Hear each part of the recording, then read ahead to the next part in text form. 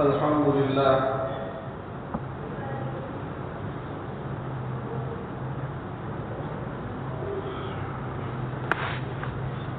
الحمد لله وكفى وسلام على عباده الذين اصطفى أما بعد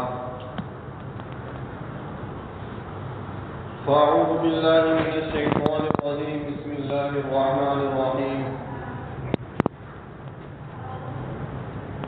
ولا تقولوا لمن يقتل في سبيل الله أموات بل أحياء ولكن لا تشعرون وقال النبي صلى الله عليه وسلم أفضل الصيام بعد رمضان شهر الله المحرم أو كما قال عليه الصلاة والسلام.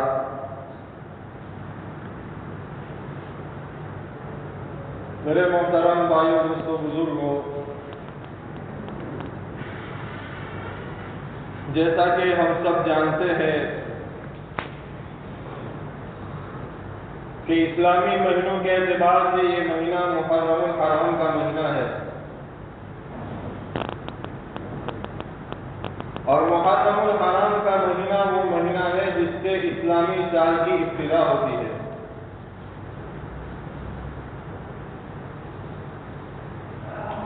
محرم کا معنی ہے محترم کے.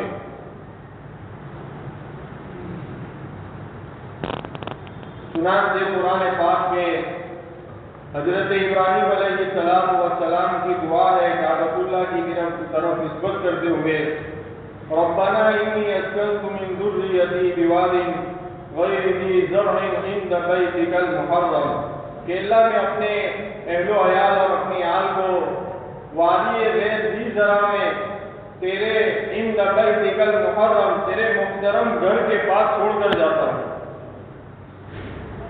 تو محرم کا معنی محترم کے ہے، اس لیے محرم الحرام سے محترم لوگوں کا سال شروع ہوتا ہے. محرم سے محترم لوگوں کا سال شروع ہوتا ہے اور جنوری سے جانوروں کا سال شروع ہوتا ہے. تو محرم الحرام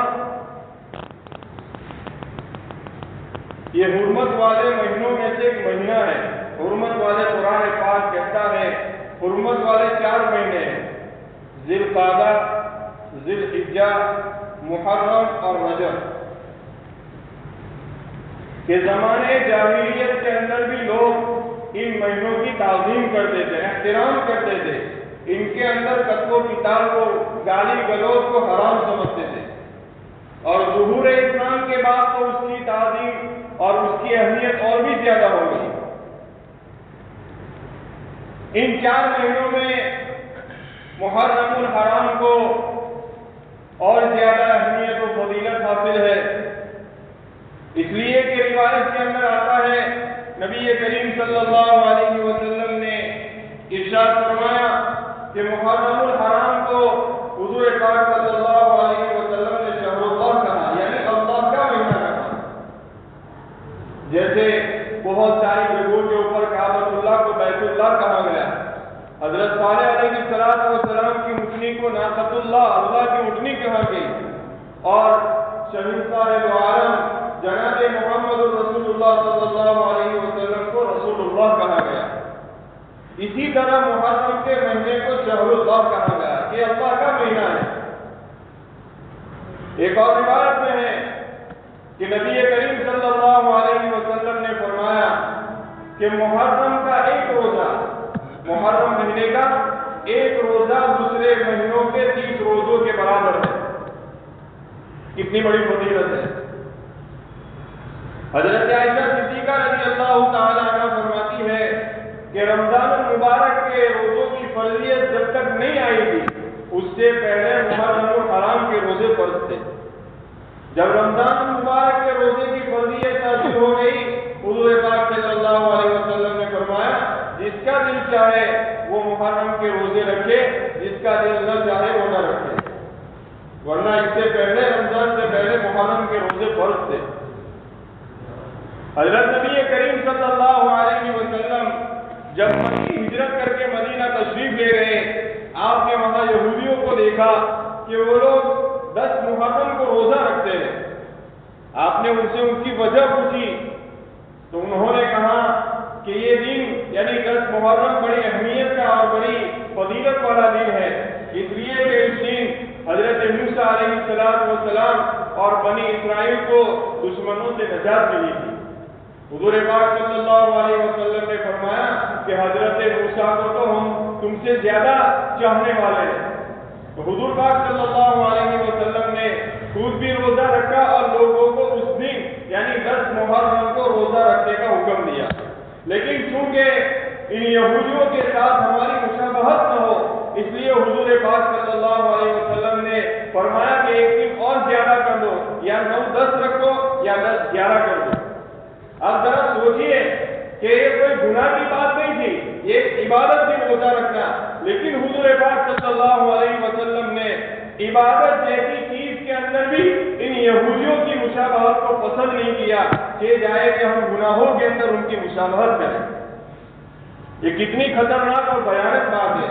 تو بہرحال حضور پاک صلی اللہ علیہ وسلم نے مختلف اعتبار سے اس کی فضیلت کو بیان فرمایا۔ ایک روایت میں ہے کہ جو آدمی یوم عاشورہ یعنی 10 محرم کو اپنے اہل و عیال کے اوپر روزی کے اندر فراخی کرے گا، اچھا کھانا کھلائے گا، اپنے گھر والوں کے اوپر روزی میں فراخی کرے گا، اللہ تبارک و تعالیٰ پورے سال اس آدمی کی روزی کے اندر برکت عطا فرمائے گا۔ یہ ساری فضیلتیں ہیں محرم الحرام کی۔ اللہ ہم سب کو اس کے اوپر عمل کرنے کی توفیق عطا فرمائے۔ ہونا تو یہ چاہیے تھا کہ آدمی 10 محرم تک روزہ رکھتے، اگر نہیں ہو رہا ہے تو کم سے کم آدمی اخیری 2 روزہ تو رکھنا ہی چاہیے۔ ایک روایت میں ہے کہ نفل روزہ یعنی عرفہ کا ایک دن کا روزہ یہ روزے دار کے لیے 2 سال کے کبیرہ گناہوں کا کفارہ ہو جاتا ہے۔ اسی طرح یوم عاشورہ کے ایک دن کا روزہ روزے دار کے لیے 1 سال کبیرہ گناہوں کا کفارہ ہو جاتا ہے۔ اتنی بڑی فضیلت ہے۔ تو اس دن روزہ یوم عاشورہ کے دن تو کم سے کم آدمی کو روزہ رکھنا چاہیے۔ تو بہرحال حضور پاک صلی اللہ علیہ وسلم نے مختلف طریقوں سے اس مہینے کی اہمیت و فضیلت کو بیان فرمایا ہے۔ اب میں ساتھ ساتھ میں یہ بات بھی کہتا چلوں کہ ہر مسلمان کو چاہیے کہ وہ یوم عاشورہ کے بارے میں اپنے عقائد کو درست رکھے، صحیح کرے، یہ بہت ضروری ہے۔ ہمارا وہی طریقہ ہونا چاہیے جو حضور پاک صلی اللہ علیہ وسلم نے صحابہ کو بتایا، صحابہ نے تابعین کو بتایا، تابعین نے تبع تابعین کو بتایا، اور تبع تابعین کے ذریعے اور ان کی معرفت ہم تک پہنچا۔ وہی عمل اللہ کی بارگاہ میں قابل قبول ہے جو حضرت نبی کریم صلی اللہ علیہ وسلم سے ملتا جلتا ہو۔ جس طرح ہر آدمی کا ایک شجر نسب ہوا کرتا ہے، یہ فلاں کا بیٹا ہے، فلاں اس کا باپ ہے، فلاں اس کا پردادا ہے، جو وہ نسب نامہ آگے چل کر کسی کے ساتھ مل جاتا ہے تو اس انسان کو بڑا احترام اور محترم سمجھا جاتا ہے۔ لیکن اگر کس کا نسب آگے نہیں ملتا، راستے ہی کے اندر گم ہو جاتا ہے تو اس کو اچھا انسان نہیں سمجھا جاتا۔ یہ تو ہمارے معاشرے کے اندر یہ چیز نہیں ہے، ورنہ عرب کے اندر تو آج بھی انسان تو کیا بلکہ وہ تو اپنے جانوروں کا نسب بھی یاد رکھتے ہیں، جانوروں تک کے نسب ان کے پاس محفوظ ہوتے ہیں۔ ہمارے یہاں اس کا رواج نہیں ہے، زیادہ سے زیادہ تو دادا کو آدمی پہچانتا ہے، اس سے آگے کوئی نہیں، لیکن یہ لوگ اپنے جانوروں کے نسب تک یاد رکھتے ہیں۔ تو ہر انسان کا ایک شجر نسب ہوتا ہے، اسی طرح ہر عمل کا ایک شجر نسب ہے، ہر عمل کا کہ وہ عمل اگر آگے چل کر حضور پاک صلی اللہ علیہ وسلم تک پہنچتا ہے تو وہ دین ہے، وہ شریعت ہے، وہ نیکی ہے، اور اگر آگے چل کر وہ حضور کے پاس نہیں پہنچتا ہے بلکہ راستے ہی کے اندر گم ہو جاتا ہے تو یہ بے دینی ہے، نہ یہ شریعت ہے، نہ دین ہے، نہ نیکی کا کام ہے، بلکہ شریعت کی اصطلاح کے اندر اس کو بدعت اور اس کو فجور کہا جاتا ہے۔ اس لیے یوم عاشورہ کے بارے میں بھی ہمارا وہی عمل جو ہونا چاہیے جو حضور پاک صلی اللہ علیہ وسلم نے کیا ہو۔ عام طور پر ہمارے معاشرے کے اندر 10 محرم حضرت حسین رضی اللہ تعالیٰ عنہ کی شہادت کے طور پر منایا جاتا ہے۔ بے شک بلا شبہ اس معظم دین کے اندر نواسۂ رسول حضرت حسین رضی اللہ تعالیٰ عنہ کی دردناک شہادت کا واقعہ پیش آیا. حضرت حسین اور آپ کے پورے خاندان نے کربلا کے میدان میں حق و صداقت کی آواز لگائی. لیکن یہ دین کی فضیلت اس لیے نہیں ہے کہ اس کے اندر حضرت حسین کی شہادت کا واقعہ پیش آیا، بلکہ اس دین کی یعنی 10 محرم کی فضیلت تو روز ازل ہی سے چلی آ رہی ہے. پہلے جب سے یہ دنیا قائم ہوئی اس دن سے اس دن کی فضیلت ہے. یہ تو اتفاق ایسا ہو گیا کہ اسی دن حضرت حسین کی شہادت کا واقعہ پیش آیا. آج بہت سارے لوگ یہی سمجھتے ہیں کہ اس دن کی فضیلت اس لیے ہے کہ اس دن کے اندر نواز رسول حضرت حسین کی شہادت کا واقعہ پیش آیا. یہ غلط بات ہے، بلکہ یہ تو روز ازل ہی سے بہت سارے واقعات اس دن کے ساتھ وابستہ ہے. حضرت آدم علیہ السلام کی پیدائش اسی دن ہوئی، 10 محرم کو ہوئی. آپ کو جنت کے اندر انٹری ملی 10 محرم تھی. آپ کی توبہ قبول ہوئی 10 محرم تھی. حضرت ابراہیم علیہ السلام کی پیدائش 10 محرم ہے. آپ کو آج سے نجات ملی 10 محرم ہے. بہت سارے ایسے واقعات ہیں جو 10 محرم کے ساتھ جڑے ہوئے ہیں. اللہ تبارک و تعالیٰ نے زمین، آسمان، چاند، سورج، ستارے سب کچھ پیدا کیا 10 محرم میں. قیامت بھی آئے گی 10 محرم کو آئے گی. تو اس کی بڑی اب ہم ذرا سوچیں کہ جس دن کے ساتھ اتنے سارے واقعات وابستہ ہو وہ دن کتنا عظیم ہوگا. اگر میں یہ کہوں کہ 365 دن میں یوم عاشورہ کو چھوڑ کر یوم عاشورہ کو جو اہمیت ہے 365 دن کے اندر کسی اور دن کو اتنی اہمیت اور فضیلت حاصل نہیں ہے. یہ اتنا بڑا عظیم دین ہے. بہرحال اب چونکہ اس کے اندر یہ 10 محرم کو حضرت حسین کی شہادت کا واقعہ بھی پیش آیا، اس لیے اس کی فضیلت اور بھی بڑھ گئی. تو اس حضرت حسین کی شہادت اسی 10 محرم کو پیش آئی. اس لیے اس اعتبار سے یہ مناسب ہے کہ میں آج کے اسی دن جمعہ کے دن اسی عنوان کے اوپر آپ لوگوں کے سامنے کچھ عرض کر دوں کہ حضرت حسین کا مقام اور مرتبہ کیا ہے اور حضرت حسین کی شہادت کس طرح واقع ہوئی اور کس طرح پیش آئی. حضرت حسین رضی اللہ تعالیٰ عنہ یہ حضرت علی کرم اللہ وجہہ کے نور العین تھے، حضرت فاطمہ کے دل کے چین تھے اور دوست رسالت کے شیر سوار تھے. کوئی معمولی انسان نہیں تھے. ان کی تربیت کے بڑے بڑے 3 مکتب ہیں. ان کی تربیت کے بڑے بڑے 3 مکتب ہیں. سب سے پہلا مکتب آغوش فاطمہ ہے، دوسرا مکتب حضرت علی کرم اللہ وجہہ ہے اور تیسرا مکتب حضور پاک صلی اللہ علیہ وسلم کی گود ہے. اتنا بڑے مکتب میں تربیت پانے والا بچہ کیسا ہوگا؟ آپ ذرا اندازہ لگائیے کتنا عظیم ہوگا.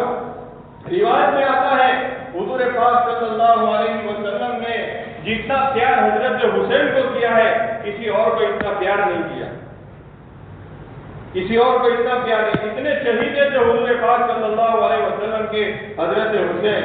مختلف اعتبار سے حضور پاک صلی اللہ علیہ وسلم نے ان کی فضائل اور ان کے مناقب کو بیان فرمایا ہے، مناقب کو بیان فرمایا ہے. تو آئیے دیکھتے ہیں کہ 3 مکتب میں تربیت پانے والا حضرت حسین کیسا اور ان کا مقام کیا تھا. روایت میں آتا ہے نبی کریم صلی اللہ علیہ وسلم کبھی کبھار حضرت حسین کی پیشانی، ان کی آنکھیں، ان کی گردن اور ان کی لبوں کو بوسہ دیا کرتے تھے اور بعض روایت میں ہے کہ ان کو سونگھا کرتے تھے. یہ بات بڑی تعجب کی ہے. ارے بچوں سے پیار تو ہم بھی کرتے ہیں، ہم بھی محبت کرتے ہیں، ہم بھی ان کو چومتے چاٹتے ہیں، لیکن سننے کی بات سمجھ میں نہیں آتی کہ حضور پاک سنتے کیوں تھے. حضور پاک اس لیے سنتے تھے حضرت حسین کو کہ ان کے جسم سے جنت کی خوشبو آ رہی تھی، جنت کی خوشبو آ رہی تھی. تو سب سے پہلا مکتب آغوش فاطمہ، حضرت فاطمہ رضی اللہ تعالی عنہ کی گود ہے جس کے بارے میں حضور نے فرمایا فاطمہ میرے دل کا ٹکڑا ہے، میرے جگر کا ٹکڑا ہے. حضرت فاطمہ فرماتی ہے میں نے حضرت حسین کو کبھی بغیر وضو کے دودھ نہیں پلایا. بسا اوقات ایسا ہوتا کہ آپ چکی پیستی، حضرت حسین کو دودھ پلاتی اور آپ کی زبان کے اوپر قرآن پاک کی تلاوت ہوتی. ابا جان سے محبت کا یہ عالم تھا حضرت فاطمہ کا، ایک پل ابا کے بغیر نہیں رہ سکتی تھی، ایک پل نہیں، اتنی محبت تھی. حضور پاک صلی اللہ علیہ وسلم جب حضرت فاطمہ کے گھر تشریف لے جاتے تو احترام اور ادب میں حضرت فاطمہ کھڑی ہو جاتی تھی، لیکن یہ بات بھی کوئی تعجب کی نہیں ہے، اس لیے کہ بیٹیاں تو اپنے باپ کے احترام میں کھڑی ہو ہی جایا کرتی ہے۔ ہمارے معاشرے کے اندر بھی بہت سارے گھروں کے اندر یہ چیز ہے کہ جب باپ بیٹی کے گھر تشریف لے جاتا ہے تو بیٹی اپنے باپ کے احترام میں کھڑی ہو جاتی ہے، لیکن تعجب کی بات یہ ہے کہ حضرت فاطمہ جب حضور کے گھر تشریف لے جاتی تو حضور فاطمہ کے احترام میں کھڑے ہو جاتے۔ یہ تعجب کی بات ہے، اتنا بڑا مقام اور اتنی خدمت گزار بیٹی اپنی مثال آپ تھی، ایک پل حضور کے بغیر نہیں رہ سکتی تھی۔ اتنے پیار اور اتنے ناز و نعمت میں پلی ہوئی حضرت فاطمہ ایک مرتبہ حضور پاک صلی اللہ علیہ وسلم نے اپنے پاس بلا کر کان کے اندر کچھ بات کہی، حضرت فاطمہ رونے لگی، پھر فوراً دوسری مرتبہ حضور پاک صلی اللہ علیہ وسلم نے کان میں دوبارہ بات کہی، اس سے چہرے کے اوپر خوشی کے آثار ظاہر ہو گئے۔ اما عائشہ نے اسرار سے پوچھا کیا بات ہے؟ پہلے رو رہی تھی پھر اچانک ہنسنے لگی۔ حضرت فاطمہ نے فرمایا کہ پہلی مرتبہ میرے ابا نے مجھ سے کہا کہ جبرائیل آئے تھے اور مجھے ہر سال جبرائیل ایک مرتبہ دور کیا کرتے قرآن پاک کا، اس سال 2 مرتبہ دور ہوا ہے، یہ میرے باپ کے جانے کی خبر تھی جس کو میں برداشت نہیں کر سکی اور میں رونے لگی۔ حضور نے دیکھا کہ کہیں یہ چیز حضرت فاطمہ اپنے دل کے اوپر نہ لے لے، فوراً حضور نے دوسری بات کان کے اندر یوں کہی، فاطمہ عنقریب تیری ملاقات میرے ساتھ ہوگی۔ تو میں خوشی میں جھوم اٹھی۔ روایت کے اندر لکھا ہے کہ اس کے بعد حضور کے انتقال کے بعد حضرت فاطمہ 6 مہینے تقریباً زندہ رہی، لیکن کسی نے بھی آپ کو مسکراتے ہوئے نہیں دیکھا، ایک مرتبہ حضرت فاطمہ رضی اللہ تعالیٰ عنہ نے خواب دیکھا کہ حضور پاک صلی اللہ علیہ وسلم کی زیارت ہوئی۔ حضرت فاطمہ ابا جان سے کہنے لگی کہ ابا آپ کی جدائی برداشت نہیں ہوتی۔ حضور نے فرمایا بیٹی میں تجھے لینے کے لیے آیا ہوں۔ حضرت فاطمہ خوش ہو گئی۔ ذرا سوچو، اپنے گھر بار کو، اپنے شوہر کو، اپنے بچوں کو چھوڑنا اتنا دردناک نہیں تھا جتنا باپ سے ملنے کی خوشی تھی۔ حضرت علی رضی اللہ تعالیٰ عنہ گھر میں تشریف لائے، گھر کے اندر ایک عجیب و غریب انقلاب دیکھا، عجیب و غریب تبدیلیاں دیکھی۔ سارا گھر صفائی کے ساتھ آراستہ اور پیراستہ کیا گیا تھا، ہر چیز ایک طریقے سے رکھی ہوئی تھی۔ حضرت حسن اور حضرت حسین کو نہلایا جا رہا تھا، نئے کپڑے پہنائے جا رہے تھے۔ حضرت فاطمہ ان سے پیار اور محبت کر رہی تھی۔ ہر ماں اپنے دل کے اندر بیٹے کے لیے بڑی آرزو اور تمنا لیے ہوتی ہے۔ حضرت فاطمہ بھی اپنے حسن اور حسین اور اپنی اولاد کو تیار کر کے اور ان کو سوار کر کے تصورات کے اندر گھوم تھی کہ میں نے ان اولادوں کو بڑی ناز و نعمت سے پالا ہے، لیکن افسوس کہ میں ان کو دلہا بنا نہ دیکھ سکی، بڑے پیار سے ان کو پالا۔ حضرت زینب کو تیار کیا اور سارے بچوں کو جمع کیا، آنکھوں میں آنسو ہے، اور اپنے کچھ بچوں کو وصیتیں بھی کی، نصیحتیں بھی کی، اور پھر زینب کو کہا کہ بیٹی اپنے بھائیوں کا خیال رکھنا۔ شاید حضرت فاطمہ کی آنکھیں کربلا کے ریزداروں کو دیکھ رہی تھی، اسی لیے اپنی اولاد کی ساری تیاریاں اسی لیے کی تھی کہ شاید آخری مرتبہ میں اپنی ساری اولاد کو تیار کر دوں، ہو سکتا ہے شاید کربلا کی مٹی ان کے چہرے کے اوپر صاف کرنے والا کوئی ہو یا نہ ہو۔ تو سارا آراستہ پیراستہ کیا۔ حضرت علی کرم اللہ وجہہ نے ان کی وجہ پوچھی، آخر بات کیا ہے؟ حضرت فاطمہ نے فرمایا ابا خواب میں آئے تھے، میں آپ کو چھوڑ کر جا رہی ہوں۔ پھر وصیت کی کہ دیکھو میں شہنشاہ دو عالم صلی اللہ علیہ وسلم کی بیٹی ہوں، میں نے اپنی زندگی کے اندر کسی بھی غیر محرم کو نہیں دیکھا، میری وصیت یہ ہے کہ میرے جنازے کو بھی کسی غیر محرم کی نظر نہ پڑے۔ انتقال کے بعد آدھی رات کے اندر حضرت فاطمہ کا جنازہ اٹھایا گیا۔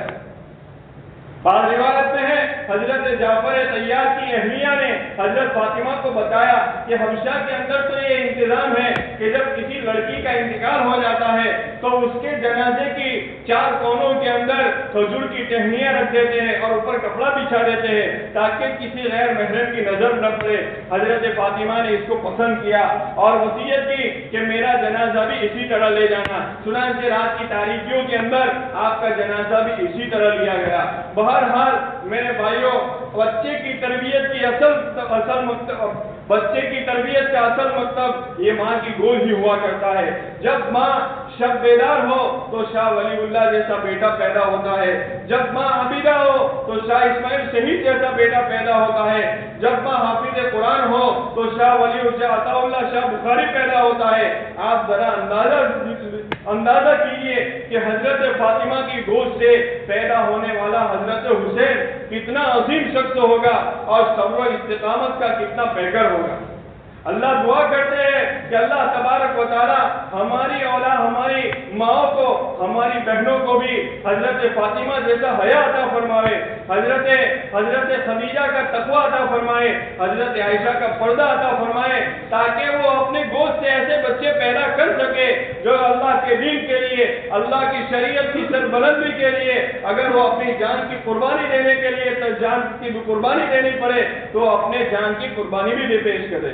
تو بہرحال حضرت حسین رضی اللہ تعالیٰ عنہ حضور پاک صلی اللہ علیہ وسلم کے بہت محبوب اور بہت مقبول نوازے تھے، آپ بہت محبت کرتے تھے۔